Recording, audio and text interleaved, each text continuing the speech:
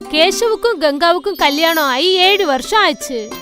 ஆனா இப்பவும் அவங்க 2 பேருக்கும் ஒத்தே போகல. ஆனா இதுக்கு முக்கியமான காரணம் கேஷவ் ஒரு குடிகாரன். கேஷவ் தினமும் குடிச்சிட்டு தடுமாறிக்கிட்டே தான் வீட்டுக்கு வருவான். ஏய் கங்கா, போய் சாப்பாடு வையே. எத்தனை தடவை சொல்றது உங்களுக்கு, குடிச்சிட்டு இப்படி வீட்டுக்கு வராதீங்கன்னு? இது என்னுடைய வீடு, என்னுடைய வீட்டுக்கு வரக்கூடாதுன்னு சொல்றதுக்கு நீ யாரு? நான் உங்க மனைவி. இது உங்க பையன் சௌரவ். சௌரவ் உங்களை பார்த்து ரொம்ப பயப்படுறான். இவனுக்காகவாவது நீங்க குடிக்காம இருக்கலாம்ல. இவன் என்னுடைய பையன், அவன் மேல அக்கறை எனக்கு இல்லைன்னு யாரு சொன்னாங்க? நீ வாய மூடிக்கிட்டு நான் சொன்ன வேலை செய். சௌரப், சௌரப். சௌரவ் அவங்க அப்பாவை பார்த்து பயந்து ஓடி போய் ரூமுக்குள்ள ஒளிஞ்சுப்பான். நீதான் என் பையனை பயந்தாங்கோலி ஆக்கிட்ட. அப்புறம் குடி போதையில கேஷவ் கங்காவை போட்டு அடிச்சுக்கிட்டே இருப்பான். இது தினமும் நடக்கிற விஷயம். கேஷவ் டெய்லி குடிச்சிட்டு வருவான். அப்புறம் போதையில கங்காவை போட்டு அடிப்பான். கேஷவோட மகன் சௌரவ் இத பார்த்து ரொம்ப பயப்படுவான். அப்புறம் ஓடி போய் ஒரு மூலையில உட்காந்துப்பான். ஒரு நாள் என்னாச்சுன்னா, கங்கா கேஷவோட குடிப்பழக்கத்தில இருந்து அவனை வெளியில கொண்டு வரதுக்காக ஏதாவது ஒரு வழி கிடைக்குமான்னு யோசிச்சுக்கிட்டே இருந்தா. அதுக்காக கங்கா அவளோட அப்பாவை வீட்டுக்கு வர சொல்லி சொன்னான். அப்பா, டெய்லி இப்படிதான்ப்பா நடக்குது. அவரு டெய்லி குடிச்சிட்டு வராரு, வந்து என்ன போட்டு அடிக்கவும் செய்யறாரு. அப்புறம் சௌரவ் உங்க அப்பாவை பார்த்து ரொம்ப பயப்படுறான். நீ கவலைப்படாதம்மா, நான் மாப்பிள்ள கிட்ட பேசிக்கிறேம்மா. அப்பாவும் பொண்ணும் கேஷவ் வரதுக்காக காத்துக்கிட்டு இருந்தாங்க. கொஞ்ச நேரம் கழிச்சு கேஷவ் அங்க வந்தான். அவன் இப்பவும் போதையில தான் இருந்தான். கங்கா, மாமனாரே, நீங்க எப்போ வந்தீங்க? கங்கா, உங்க அப்பாவுக்கு நல்லா சாப்பாடெல்லாம் போட்டு நல்லா பாரு. அப்புறம் எனக்கு கூட நல்லா சாப்பாடு போடு, புரிஞ்சுதா? நான் சாப்பிட்டு போறதுக்கு வரல மாப்பிள்ள, உங்ககிட்ட கொஞ்சம் பேசிட்டு போலான்னு வந்தேன். என்கிட்ட என்னத்தான் பேச போறீங்க, சொல்லுங்க. மாப்பிள்ள, நீங்க தினமும் குடிச்சிட்டு இந்த மாதிரி வர்றது நல்லாவே இல்லை. அந்த விஷயம்லாம் உங்களுக்கு நல்லாவே தெரியும். இந்த மாதிரி குடிச்சிட்டு வந்தா உங்க குடும்பமும் அவங்க வாழ்க்கையும் நாசமாயிடும்னு தெரியும் இல்ல உங்களுக்கு? அதுவும் இல்லாம உங்க பையனும் பயப்படுறான்னு தெரியும். நல்லா இருக்கு மாமனாரே, நீங்க சொல்றது, இந்த விஷயம்லாம் எனக்கு தெரியும். நீங்க ஒண்ணு எனக்கு சொல்லி கொடுக்க தேவையில்லைன்னு நான் நினைக்கிறேன். நான் என்னுடைய பொண்ணும் பேரனுடைய வாழ்க்கைக்காக தான் அந்த மாதிரி பேசினேன். அது உங்க பொண்ணு இல்ல, அவ என் மனைவி. நான் எப்படி வச்சிருக்கிறனோ அவ அப்படிதான் இருக்கணும். நான் அவளை அடிப்பேன், கொல்லுவேன், என்ன வேணாலும் பண்ணுவேன். இப்படி இல்ல மாப்பிள்ள, நீங்க தப்பா பேசிட்டு இருக்கீங்க. அவ இப்பவும் என் பொண்ணுதான். நீங்க அவளை அடிக்கிறத நான் பார்த்துக்கிட்டு இருக்க முடியாது, புரிஞ்சுதா? அப்படின்னா கூட்டிட்டு போங்க, உங்களோட உங்க பொண்ணையும் கூட்டிட்டு போங்க. நானும் பாக்குறேன் நீங்க எத்தனை நாள் அவளை வச்சிருப்பீங்கன்னு. வாமா போலாம், இவர்கிட்ட பேசுறது வேஸ்ட்னு தெரியுது. ஆனா சௌரவ், அம்மா நான் உங்க கூட தான் வருவேன். நீயும் போய் தொலை, உங்க அம்மா பின்னாடியே நீயும் போ. வாமா கங்கா, இவர்கிட்ட பேசி ஒன்னும் பிரயோஜனம் இல்ல. சரி, கங்காவும் சௌரவும் அவங்க அப்பா கூட கிளம்பி போயிட்டாங்க. மதுக்கவ் ராவ் ஒரு கிராமத்துல இருந்தாரு. அவருக்கு ஒரு மாந்தோட்டம் இருந்தது. தாத்தா, இவ்வளவு நிறைய மாம்பழமா? இதெல்லாம் நான் தான் சாப்பிடுவேன். எல்லாத்தையும் நீயே சாப்பிடுப்பா, இந்த மாம்பழம் எல்லாம் உனக்குதான். சௌரவ் தாத்தா வீட்டுக்கு போனதுல ரொம்ப சந்தோஷப்பட்டான். ஆனா கங்கா ரொம்ப கவலையா இருந்தா. அவ வருமானத்தை பத்தி யோசிச்சுக்கிட்டு இருந்தா. அப்பா, நான் இங்க வந்துட்டு போகலாம். ஆனா இப்ப என்னால உங்களுக்கு செலவு ரொம்ப அதிகமாயிடுச்சுல. நீங்களே இந்த மாம்பழத்தை வித்துதான் உங்க செலவை பாத்துக்கிட்டு இருக்கீங்க. இப்ப எங்க 2 பேரோட பொறுப்பும் உங்களுக்கு வந்துடுச்சு. இப்ப எப்படி சமாளிப்பீங்க? நீ கவலைப்படாத கங்கா, மேல இருக்கிற கடவுள் இருக்காருல்ல, அவர் ஏதாவது ஒரு வழி காமிப்பாருமா. குடிகார புருஷங்கிட்ட இருந்து நீ இங்க வந்தது எனக்கு ரொம்ப சந்தோஷமா இருக்குமா. கடவுள் எல்லாமே நல்லதே செய்வாரு. சரிப்பா. கங்கா வீட்டுல உள்ள எல்லா வேலையையும் பாத்துக்கிட்டா. அப்புறம் மதுக்கவ் ராவ் அவரோட மாந்தோப்புல எப்பவும் பேரனோட பேசிக்கிட்டே இருப்பாரு. அவங்க 2 பேரும் ரொம்ப சந்தோஷமா இருந்தாங்க. தாத்தா, இந்த மரத்தை நீங்க எப்ப வச்சீங்க? அந்த மரமா? அந்த மரம் உங்க அம்மா உன்னுடைய வயசுல இருக்கும்போது நான் வச்சேன்.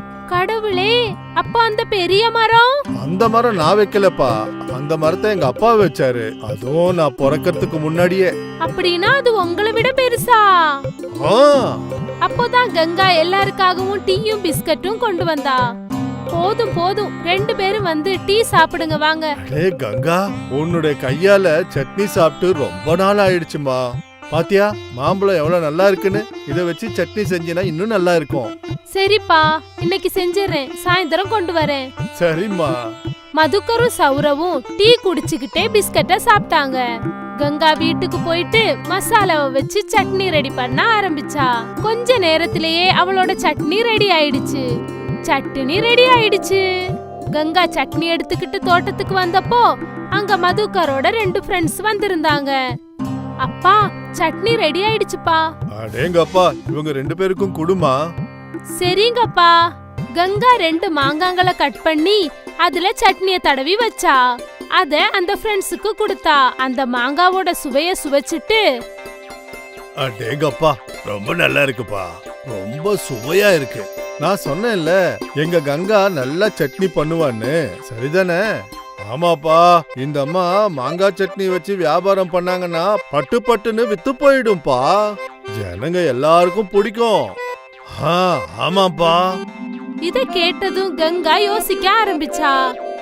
எப்படியும் நான் வருமானத்துக்காக யோசிச்சுக்கிட்டு தான் இருக்கேன். இந்த மாங்காங்களை வித்து நமக்கு காசு கிடைச்சா நம்மளோட எல்லா பிரச்சனையும் தீர்ந்து போயிடுமே. என்னாச்சு கங்கா?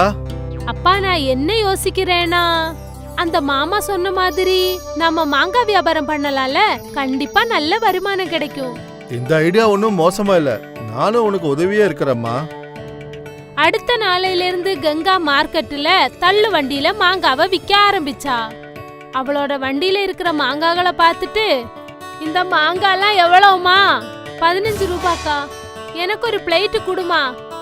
கங்கா அவங்களுக்கு ஒரு பிளேட் மாங்காவை கொடுத்தா. அப்புறம் 15 ரூபாவை அவ கையில வாங்கிக்கிட்டா. வாவ், இவ்வளோ ருச்சியுள்ள மாங்காவை நான் என் வாழ்க்கையில சாப்பிட்டதே இல்ல. அதுக்கப்புறம் நிறைய பேர் வந்து கங்காவோட கடையில இருந்து மாங்காவை வாங்கி சாப்பிட ஆரம்பிச்சாங்க. முதல் நாள்லயே கங்காவோட வியாபாரம் நல்லபடியா நடந்துச்சு. சாயந்தரத்துக்குள்ள எல்லா மாங்காவும் வித்து போயிடுச்சு. கங்கா அவளோட கடைய மூடிட்டா. அவளோட முதல் வருமானத்தை பார்த்து அவ ரொம்ப சந்தோஷப்பட்டா. அவ சந்தோஷத்தோட வீட்டுக்கு திரும்ப போனா. இன்னைக்கு நாள் எப்படிமா போச்சு? ரொம்ப நல்லா போச்சு அப்பா. ஜனங்களுக்கு நம்மளோட மாங்காய் ரொம்ப பிடிச்சிருந்தது. நிறைய பேர் வந்து என்ன பாராட்டினாங்க. மட்டும் இல்ல, இங்க பாருங்க இன்னையோட வருமானம். அடேங்கப்பா, எனக்கு நம்பிக்கை இருந்துச்சுமா உன்னால முடியும்னு. இன்னைக்கு எல்லா மாங்காயுமே தீர்ந்து போச்சுப்பா. நான் உனக்காக இதே மாதிரி நிறைய மாங்காய் பறிச்சு வைக்கிறேமா. தினமும் இதே மாதிரி நீ செஞ்சுக்கிட்டு இருந்தீங்கன்னா நம்ம தினமும் கூட வெளியில இருந்து வாங்கிக்கலாமா. கடவுளோட ஆசீர்வாதம் இருந்தா வியாபாரம் நல்லா நடக்குமா. ரொம்ப நன்றிப்பா. ஆமா, சௌரவெங்க? அவன் விளையாடி விளையாடி ரொம்ப களைச்சு போயிட்டான். நான் சாப்பாடு ஊட்டிட்டேம்மா, அவன் போய் தூங்கிட்டாமா. அப்பா, நீங்க மட்டும் என் கூட இல்லனா என் நிலைமை என்ன ஆயிருக்கும்? என்னுடைய தங்கமே, நான் உன்கிட்ட இல்லாம வேற எங்கம்மா இருப்பேன்? நீ என்னுடைய தங்கம், என்னுடைய ஏஞ்சல். உன்னை பார்க்காம என்னால இருக்கவே முடியாதுமா. கங்கா அவளோட அப்பாவை கட்டி பிடிச்சுக்கிட்டா. அவங்க 2 பேரும் அவங்களோட அன்பை பரிமாறிக்கிட்டாங்க. கங்கா தினமும் மாங்காய்களை விற்க ஆரம்பிச்சா. அவளோட அப்பா அவளுக்கு உதவி பண்ணாரு. சௌரவையும் நல்லா பாத்துக்கிட்டாரு. இப்ப கங்காவுக்கு அவளோட குடிகார புருஷனோட தேவையே இல்ல. மதுக்கர் சொன்னது சரியான வார்த்தை தான். பொண்ணுங்க எல்லாரும் வேலைக்காரவங்க இல்ல. ஒரு ஏழை விவசாயி கிஷோர் கேசவ் அப்புறம் அவருடைய மனைவி மதுமதியோட கதை இது. கேசவுக்கு மாமரம், எலுமிச்சை மரம், அப்புறம் புளிய மரம் இருந்துச்சு. அவர் நிலத்துக்கு அடியில ஒரு சின்ன கடை வச்சு இது எல்லாத்தையுமே விக்கிறது அவருடைய வழக்கமா இருந்தது. அவருடைய வருமானம் ரொம்ப கம்மியா இருந்தது. ஒரு நாள் என்ன நடந்துச்சுன்னா, அவங்க கிராமத்துல கவர்மெண்ட் ஒரு தண்டோரா போட்டாங்க. கேளுங்க கேளுங்க கேளுங்க, சர்க்கார் தரப்புல நாளையிலிருந்து 15 நாள் வரைக்கும் சுய தொழில் கத்து கொடுக்க போறாங்க. அங்க ஊறுகாய் போடுறது எப்படின்னும், ஜாம் வைக்கிறது எப்படின்னும், வீட்டுல செய்யறதெல்லாம் அங்க கத்து கொடுப்பாங்க.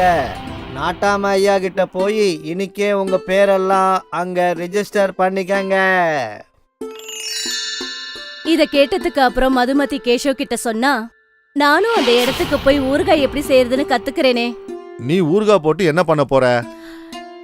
நாம வச்சிருக்கிற மாமரம், புளியமரம், எலுமிச்சை மரம் இது மூலமா ஊறுகாய் செஞ்சு எல்லா இடத்துலயும் விக்கலாம் இல்லையா? நம்மளுடைய வருமானமும் அதிகமாகும்ல. சரி, இத கூட நம்ம ட்ரை பண்ணி பாப்போமே. மறுநாள்ல இருந்து மதுமதி அந்த இடத்துக்கு போனா. அந்த இடத்துல அவளுக்கு மாங்காய் ஊறுகாய், எலுமிச்சம்பழம் ஊறுகாய் எல்லாமே கத்து கொடுத்தாங்க. அவ தினமும் அங்க போவா. விதவிதமா எப்படி செய்யறதுன்னு எல்லாத்தையும் கத்துக்கிட்டா. வீட்டுக்கு திரும்பி வந்ததுக்கு அப்புறம் மாங்காய் அப்புறம் எலுமிச்சை ஊறுகாய் செஞ்சா. இந்தாங்க, இத சாப்பிட்டு பாருங்க எப்படி இருக்குன்னு. ரொம்ப நல்லா இருக்கு. கேஷவ் அது எல்லாத்தையுமே உட்கார்ந்து சாப்பிட ஆரம்பிச்சிட்டாரு. இத பார்த்த மதுமதி சிரிக்க ஆரம்பிச்சிட்டா. இப்ப எவ்வளவு வேணுமோ சாப்பிட்டுக்கோங்க, நாளையில இருந்து இது எல்லாத்தையும் விக்கணும். கேஷவ் அவளை பார்த்துட்டு மறுபடியும் சாப்பிட ஆரம்பிச்சிட்டாரு. மறுநாள்ல இருந்து கேஷவ் தன்னோட கடையில ஊறுகாவையும் விற்க ஆரம்பிச்சாரு. கேஷவோட அந்த கடை கிராமத்துல இருந்து ரொம்ப தூரத்துல இருந்துச்சு. அதனால அங்க யாரும் வரமாட்டாங்க. அதனால வியாபாரமும் அங்க நடக்கிறது இல்ல. இதெல்லாம் இங்க விற்க முடியாதுன்னு நினைக்கிறேன். இவ்ளோ வெயில்ல இவ்ளோ தூரம் வந்து யார் வாங்கிக்குவாங்க? அது எப்படி விக்காம போகும்? மறுநாள்ல இருந்து அந்த கடைக்கு வெளியில மதுமதி ஒரு பானையில தண்ணி வச்சா. இப்ப ஜனங்க இந்த தண்ணியை குடிக்கிறதுக்காக இங்க வருவாங்க. அப்போ இதெல்லாம் கூட வாங்குவாங்க. மதுமதியோட இந்த யோசனை வேலைக்கு ஆச்சு.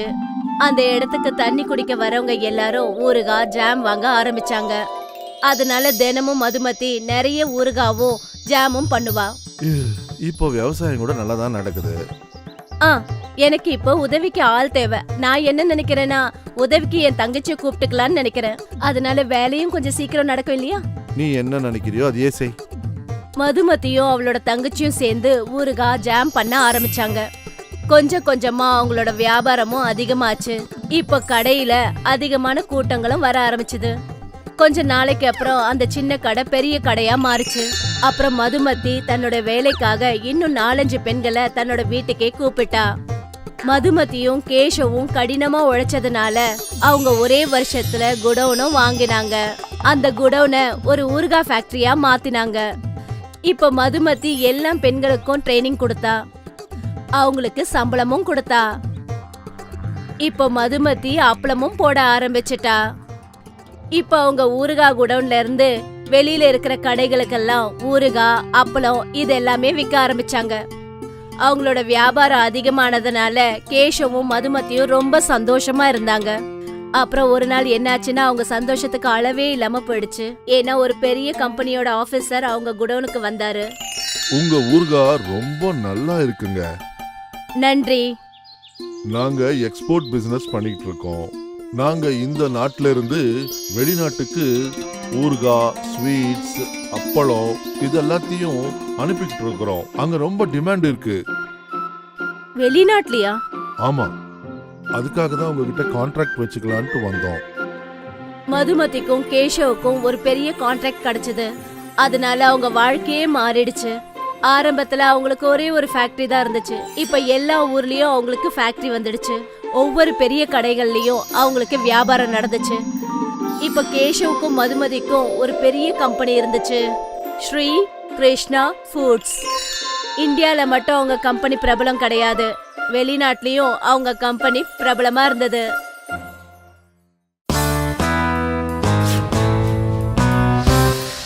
மித்தாலி, இங்க பாருமா, பாலோட ஏட இந்த மாதிரி நல்லா கொதிக்க வச்சோம்னா சுத்தமான நெய்ய நம்மளால உருவாக்க முடியுமா? சரி பாட்டிமா. நம்ம ஊறுகாய் செய்யணும்னு நினைச்சோம்னா அதுக்கு நம்ம மாங்காய இந்த மாதிரி நல்லா நம்ம காய வைக்கணும், புரியுதா? ஏன் பாட்டிமா? ஏன்னா மாங்காயில கொஞ்சம் தண்ணி இருந்தாலும் சரிம்மா, மசாலாவை நம்ம கலந்ததுக்கு அப்புறம் மாங்காயில ருசி இருக்காது. சரி பாட்டிமா, எனக்கு புரிஞ்சிருச்சு. இந்த மாதிரி மித்தாலி தன்னோட பாட்டி கிட்ட இருந்து நிறைய விஷயங்களை கத்துக்கிட்டா. மித்தாலிக்கு சமைக்கிறதுன்னா ரொம்ப ரொம்ப பிடிக்கும். நாட்கள் கடந்துச்சா. இப்ப மித்தாலி ஒரு அழகான இளம் பெண்ணா வளர்ந்துட்டா. பாட்டிமா மித்தாலிய ரொம்ப நல்ல பையனான மகேஷ்க்கு கல்யாணம் பண்ணி வச்சாங்க. மித்தாலியும் மகேஷும் ஒன்னா ரொம்ப சந்தோஷமா இருந்தாங்க. ஒரு வருஷத்துக்கு அப்புறமா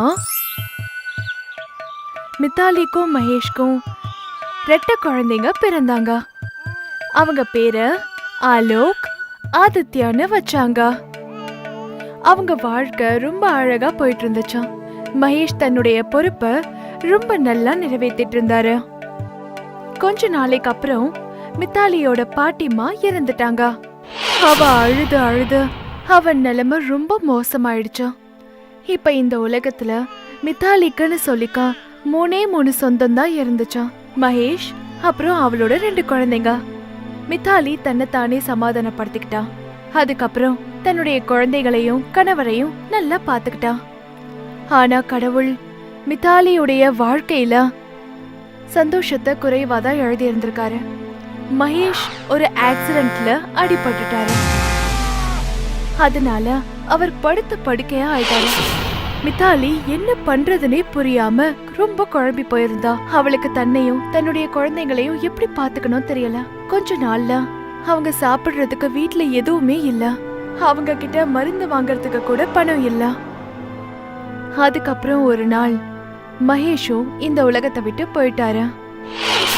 மகேஷ் இறந்ததுக்கு அப்புறம் மித்தாலியோடைய வாழ்க்கையில ரொம்ப கஷ்டம் அதிகமாயிடுச்சு.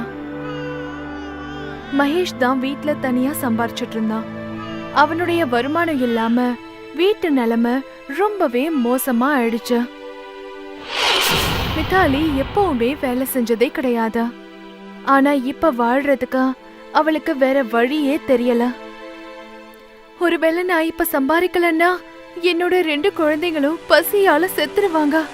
நான் இப்ப சம்பாரிச்சுதான் ஆகணும். ஆனா நான் எப்படி சம்பாதிக்கிறது? எனக்கு எந்த வேலையும் செய்ய தெரியாதே. எனக்கு படிப்பறிவும் கிடையாது. மித்தாலி ரொம்ப யோசிச்சா. அவளுக்கு என்ன பண்ணணும்ன்றதே தெரியல. ரொம்ப குழப்பத்துல இருந்தா.